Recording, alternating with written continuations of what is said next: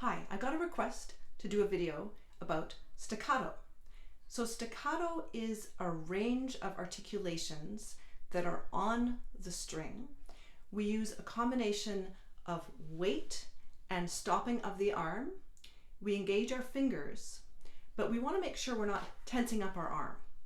And it's good to realize that there's this range of articulations, just like with spiccato. So spiccato is an off the string stroke. I've done a lot of videos about that.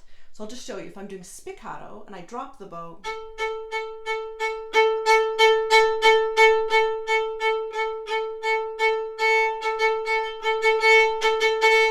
there's different lengths of stroke. There's different sharpnesses of attack with that. So the same thing when we're on the string. Now the bow wants to come off the string around the middle. So we want to be in the upper half where it doesn't really like to come off the string, and we want to make sure that we're turning our arm a little bit and leaning into that index to help us. And you might want to make sure you're pulling your sounding point in towards the bridge, which acts as a brake. It's going to help you. But before I show you the real staccato stroke, I'm just going to show you the softest possible one. There's something called bow vibrato, which is used in Baroque music, and that's the softest thing that's not legato. So it looks a bit like this.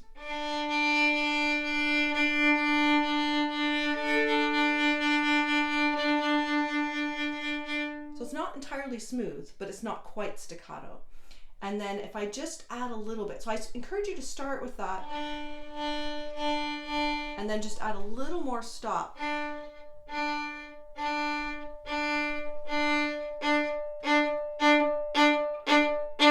And then I've done a separate video about coller, which is French for glued.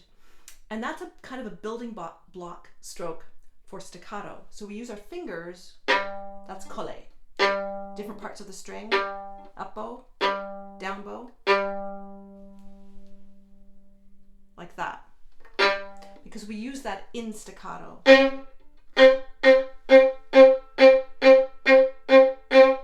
So then you probably want to speed up gradually.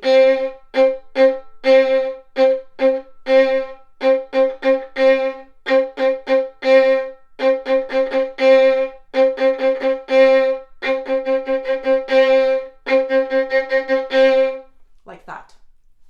I've recorded many etudes that feature staccato, and what you want to be mindful of usually is saving bow. A lot of them have many notes, so you just want to conserve.